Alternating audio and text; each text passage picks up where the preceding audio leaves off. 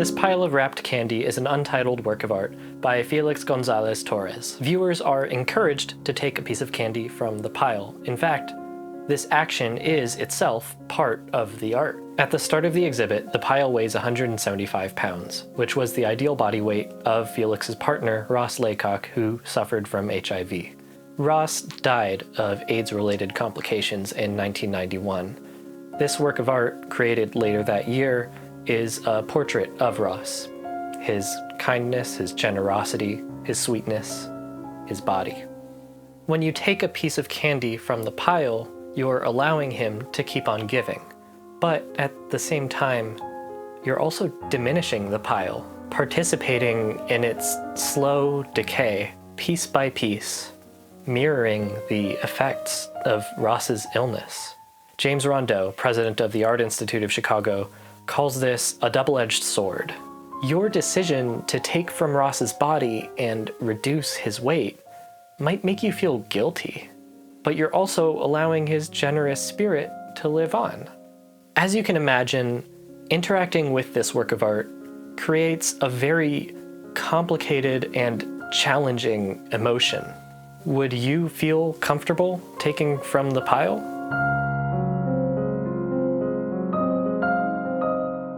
I want to come back to that later, but now I'm gonna talk about video games, and there's really no easy or graceful way to do this, but I would like to tastefully and respectfully switch gears. There's a tonal shift coming up in the next few seconds that I don't want anyone to misinterpret as a joke. I just don't know how to transition from that topic to my usual style of video. Cool. Are you ready? Hi, I'm Julian from the internet. And I can't beat Demon Souls. I just can't. It's just not something that I'm capable of. I've put like 10 hours into the game and I haven't made any progress, like at all. Today, I want to ask a series of questions, and I'm gonna be honest, I'm not totally sure if I'll be able to answer all of them, but there is one question I want to answer today, and that is, should I be allowed to beat Demon Souls? Get ready for a challenge. The main goal of this video is to get both you and me to start thinking critically about challenge and video games. This video will test both your skills and my skills, and in the end we will both come out the better for it. Welcome to the final boss.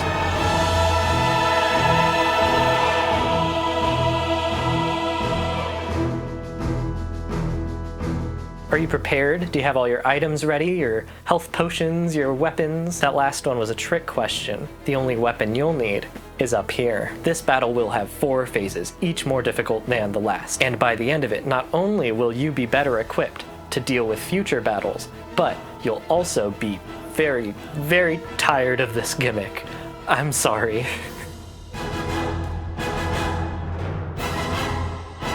Here's something you might not know. The video game industry exists to make money. I know, crazy, right? It all started back in the arcade days when people paid for video games with little tiny metallic discs called quarters. Game developers at the time had to figure out how to get their customers to fork over as many quarters as possible. Games had to be challenging enough that the average player will lose over and over again, but not so challenging that the player will just give up and go to a different game. There was a balance that had to be struck. By the time a player got further into a game, it became progressively more difficult, because it was assumed that by that point, the player would be more invested and thus more willing to spend more money to keep on playing and maybe beat the other high scores. This upward trend in difficulty is what's known as the difficulty curve. Most games today have some sort of a difficulty curve, because it makes sense from multiple perspectives, right? It's good game design to ramp up the challenge as the player's skill presumably increases, and it's good storytelling to escalate the conflict as the story progresses. But when you're buying a game, you're buying a product that I imagine you intend to use, right? So if a video game becomes too difficult for you to finish, that's not okay, right? Like, I don't know, off the top of my head, let's say you buy Demon Souls for the PS5 for $70, and you can't even get past the first level. Is that okay? Is that right?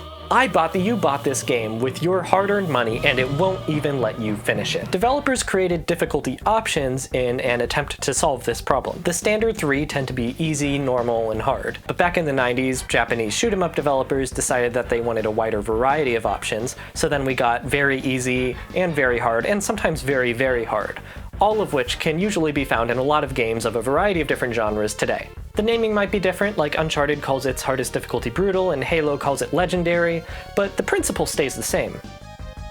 Or does it? Different from the difficulty curve is this, my patented graph that measures how difficult the different difficulty levels are relative to each other and tuned to my personal experience. I call it Steve. So for example, here's Uncharted. As you can see, every single difficulty mode, except for easy and very easy, are in the red, because I'm bad at video games. Different from that patented graph is my other patented graph, which shows how difficult certain modes are relative to each other, tuned to the experience of a player with average skill. I call this one Joe. As you can see here, all the difficulty modes are pretty easy until you get to hard, which pushes back a little bit, and then crushing, which people say is generally about right, and then brutal, which is, yeah. Another thing to consider is that the specific parameters of each difficulty setting varies from game to game, meaning crushing difficulty in Uncharted might reduce your health by half and the damage you do by half, but double the amount of damage that enemies do to you. Meanwhile, in Halo, Legendary might increase the number of enemies and also make them smarter. So as you can see, there are these different approaches to making the game harder on the higher difficulties. These details are unfortunately not usually mentioned in the game itself, so to really know what you're getting yourself into, you have to check a wiki or something. And sure, you could just pick normal and hope for the best, but what if that makes the game too easy? Or too hard? You probably notice the issue with this, right? How do you know which difficulty level is going to be good for you when you start the game? Some games let you change the difficulty level while you're playing, but some games don't. And some games lock that choice behind a specific event, like dying too much. I died on this part in God of War 50 times before the game asked me if I wanted to switch to easy mode. I said yes, but then once I was done with that part, I wished that there was a way to change back to normal because the game felt like it had fundamentally changed. Now you might say, okay, well the obvious solution is to allow the player to raise or lower the difficulty whenever they want. But I think that this creates an entirely new problem. Players will spend hours trying out different difficulty settings, switching back and forth between them to see which one is right for them. While they're doing this, they'll be focused only on how hard or easy the game is, when they should just be focusing on playing the game.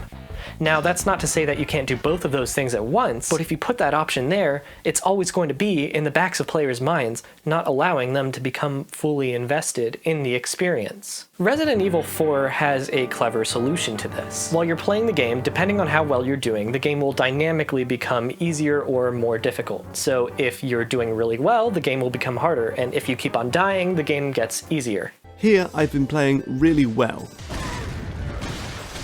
and I enter the notorious water room and get set upon by 9 cultists, 7 on the ground and 2 crossbow snipers up high. But then I die a few times and suddenly the snipers are gone, making this room slightly easier to tackle. This way, the game never feels too easy or too hard. And the key thing about this is that despite it being a bit of an open secret now, at the time, no one knew about this. The game didn't advertise this, not in interviews, not in the marketing, and not in the game itself. So you're not thinking about difficulty at all while you're playing the game. As far as you know, the game only has one difficulty setting, and it just so happens to be perfect for you. Now, should every game have something like this? Honestly, I'm not so sure. A dynamically scaling difficulty allows players to game the system pretty easily. Like if you just don't feel like trying a certain part of the game, you can die repeatedly on purpose to lower the difficulty, for example. Plus that Goldilocks feeling of not too easy, not too hard that a dynamically scaling difficulty creates might not be the experience that the game is trying to create. Demon's Souls, for example, is meant to be soul-crushingly difficult. It's meant to give you that feeling of ultimate satisfaction when you finally defeat an enemy that you've been trying to— never mind, I died again. And this is where the mythical intended experience comes in.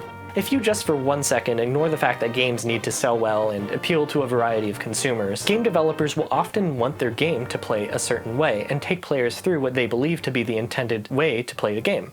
And now, we advance to Fate.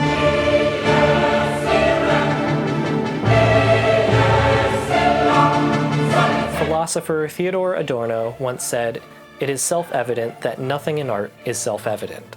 Now that we've acknowledged that video games are an artistic medium, things are going to get more challenging.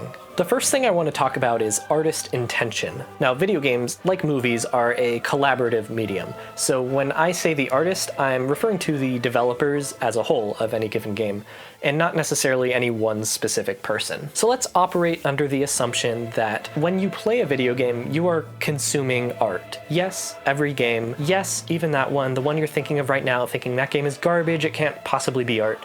Art doesn't have to resonate with everyone. Now, most art is created with intent of some sort. So you can assume that when you, for example, look at a painting, you are experiencing that art the way the artist intended for you to experience it. It's lit a certain way, it's hung a certain way, the Mona Lisa's not upside down, right?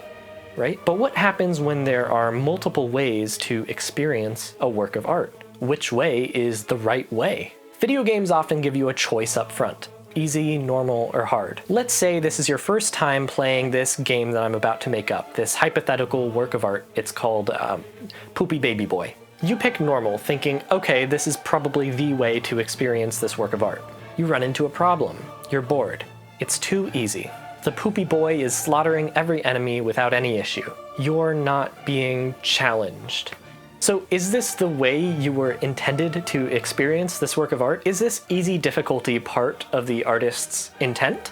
I think that challenge, or lack thereof, is just as much a tool in the arsenal of the artist as something like music or level design. So my answer would be maybe it's part of the artist's intent. The only way to really know for sure is if in an interview or something the developers say, oh yeah, we designed Poopy Baby Boy to be an easy game for little stinkers with no skill, and then we added the easy and hard difficulties to please our corporate overlords. Now, not only does this statement perpetuate the toxic mindset that players who want or need to experience a less difficult version of the game are somehow lesser than players who would rather have more challenge, it also tells us that if you pick hard mode, you're not playing the game the way it was intended to be played. So what if you play Poopy Baby Boy on the higher difficulty and you enjoy it? Are you enjoying the worse version of the game? Is this the inferior way to experience the art? And are you insulting the artist by consuming the art in this manner? No, of course not. I obviously can't speak to how the developers of Poopy Baby Boy feel about your decision to play the game on a higher difficulty, but honestly, fuck those guys. They're assholes. Let's kill them. Not literally. The Death of the Author is an essay by French literary critic Roland Barthes. This popular school of thought argues that art should be separated from the artist's intent. So your interpretation of any given work of art is not any less valid than its artist's interpretation. If the developers of Poopy Baby Boy say that the game is an allegory for depression, but you read the game as a critique of the American military-industrial complex, who's to say that you're any more or less correct than the developers? And if Poopy Baby Boy resonates with you much more on its harder difficulty, then who's to say that you're wrong to feel that way? You could argue that if it's in the game, then it's a part of the experience. Maybe playing a game on easy is like looking at a sculpture from a different angle. That's not to say that authorial intent does not matter. My excruciating 10 hours with Demon Souls was probably the developer's intent. Can I just leave? Bye-bye. I'm gone. I'm out of here. What's this? Oh! I think it's important to think critically about the experience that you're having with a game. If you're not enjoying a game, or any work of art for that matter, examine why you're not enjoying it. Instead of thinking, this is bad because I'm not enjoying it, think, I'm not enjoying this. Why am I not enjoying this? Is this a part of the experience? Does this negative experience somehow relate to the art's themes? And if so, how well does it do that? Assume that every choice made in a work of art was made on purpose, for a reason. I'm not saying that this will make you like or even appreciate the work of art more, but it will help you to critique it better. And I won't lie, thinking like this is difficult. Art in general is difficult. Video games aren't the first artistic medium to have difficulty.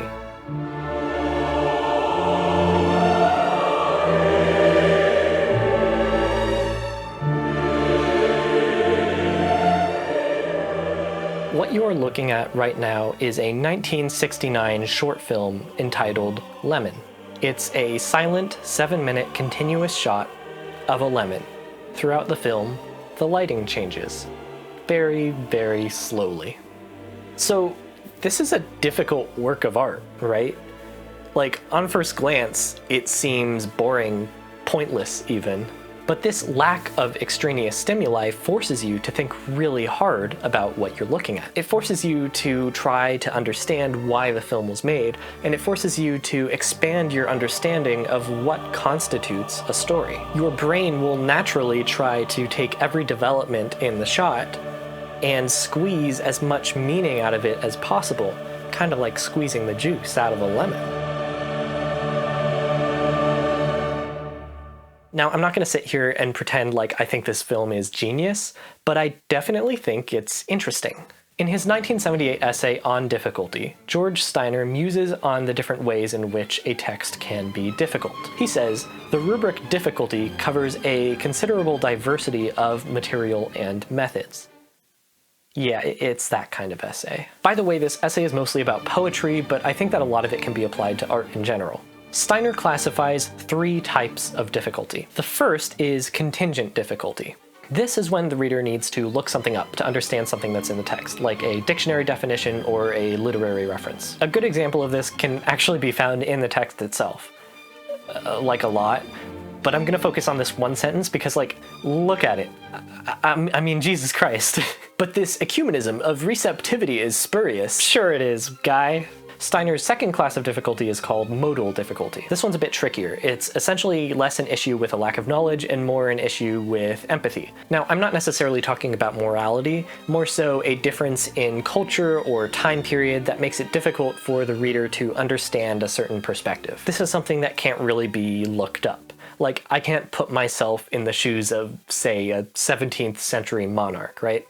That's modal difficulty. Steiner's third class of difficulty is tactical difficulty. This difficulty deals in the figurative. It's all about, for example, understanding a metaphor. Tactical difficulty is when the author makes something in the text deliberately obtuse. Steiner makes the observation that this can often happen as a result of state censorship. He quotes one of my favorite authors, Jorge Luis Borges, who says that oppression is the mother of metaphor. While not exactly the same thing, art created under capitalism can't be too controversial, especially when there's a lot of money involved. One of the reasons I retired is so I could make movies that aren't popular.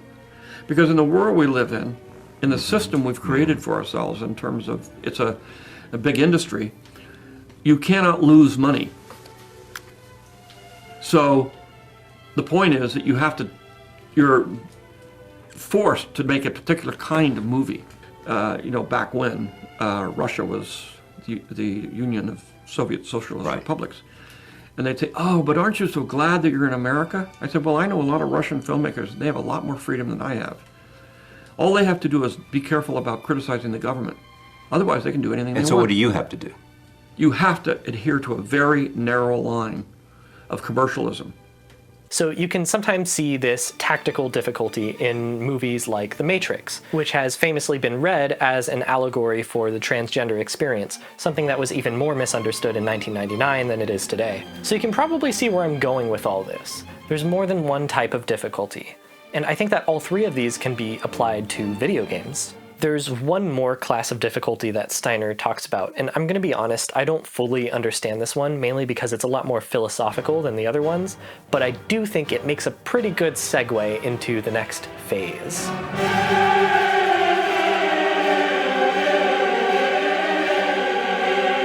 Steiner says that ontological difficulties confront us with blank questions about the nature of human speech, about the status of significance, about the necessity and purpose of the construct which we have, with more or less rough and ready consensus, come to perceive as a video game. So now I ask, inserting some ontological difficulty into this video and doing so, what is a video game? What is difficulty? Let's start with the first question, and I apologize in advance for the next sentence. Merriam-Webster defines a video game as an electronic game in which players control images on a video screen. I think that's pretty good, but there's one key thing that I would change, and you might think this is a little funny. I don't think the word game should be there. To me, game implies a win state and maybe a lose state. Solitaire, football, tag, checkers, these are games with rules and systems and objectives. video games don't necessarily need to have these things. And you might be saying, hold on, Julian, game is literally in the name. First of all, good rhyme. Second of all, yes, but language evolves and changes over time. The meanings of words are always in flux. And when we use the word game as shorthand for video game, which I will continue to do in this video, we're referring to something that isn't necessarily a game, at least not in the traditional sense. What do I mean by this? Let's look at a game called Proteus. This is a game where you boot it up and it procedurally generates an island for you to explore, meaning that every time you play the game, it will look different. Kind of like Minecraft, right? But in this game, there are no goals. There aren't really any mechanical systems either. You just walk. You explore. That's it. It's pretty. And there's music. That's not a game, right? But it is a video game. And that's my thinking. And you can disagree with me, but in the end, it's all semantics. This question of what is a video game isn't really meant to have a definitive answer. Steiner says of a poem with ontological difficulties, at a certain level, we are not meant to understand at all. And I think that also applies to Proteus. The game is brimming with ontological difficulty, making us think about existence and nature and impermanence. This island, your unique island, won't exist forever. Enjoy its beauty while you can, because as soon as you quit the game, it'll disappear and you'll never be able to see it again. That's difficult, right? But it's not difficult in the traditional sense that games are usually difficult. So what is difficulty? University of Chicago professor Patrick Jagoda introduces some new types of difficulty, this time through the lens of video games, in an essay called On Difficulty in Video Games. Jagoda proposes that difficulty in video games can be categorized as either mechanical, interpretive, or affective. Mechanical difficulty is pretty straightforward. It's Demon Souls. That's mechanical difficulty. I can't beat Demon Souls because it's mechanically difficult. Heal up. That's not healing. Oh god. Oh no. Mechanical difficulty is what most people are referring to when they talk about difficulty in video games, and it's a type of difficulty that I think is very unique to the medium. Next is interpretive difficulty.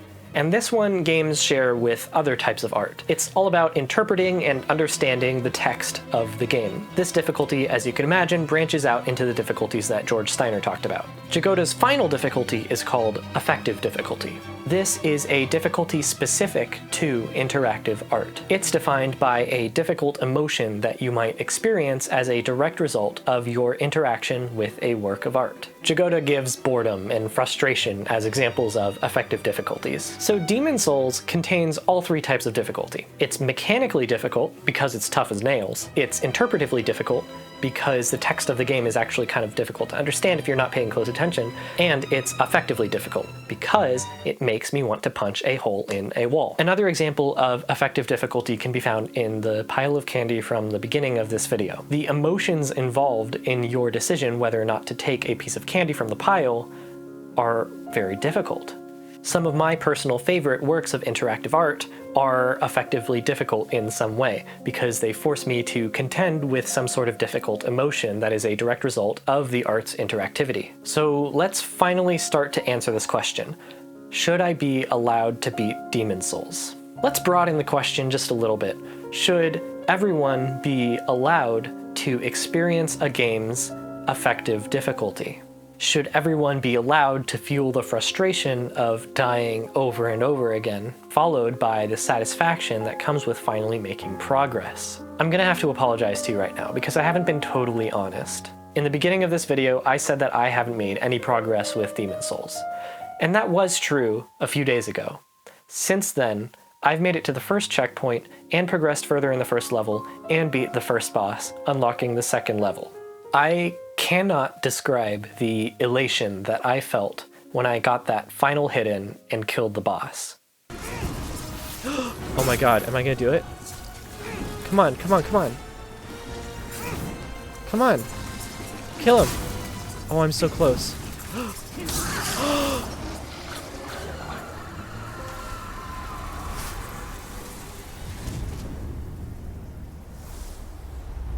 I'm honestly starting to think that I actually might be able to beat the game. And that's good for me, but not every player will have that experience. I was lucky enough to have been able to experience the game's effective difficulty in the way it was meant to be experienced. And if there was an easier mode in the game, I probably would have picked it, but then I wouldn't have had the experience that I had. So the challenge of Demon Souls is very much a part of its DNA, and taking that away might defeat the purpose of the game. But, and this is a big but, there are still a lot of people who, through no fault of their own, can't beat Demon Souls, even if they really want to. Maybe someone has a disability that makes it really difficult for them to play the game, or maybe someone spent even longer on that first level, 20 hours, 30 hours, before they decided to give up, thinking that the rest of the game wouldn't be worth it. Should they be allowed to beat Demon Souls?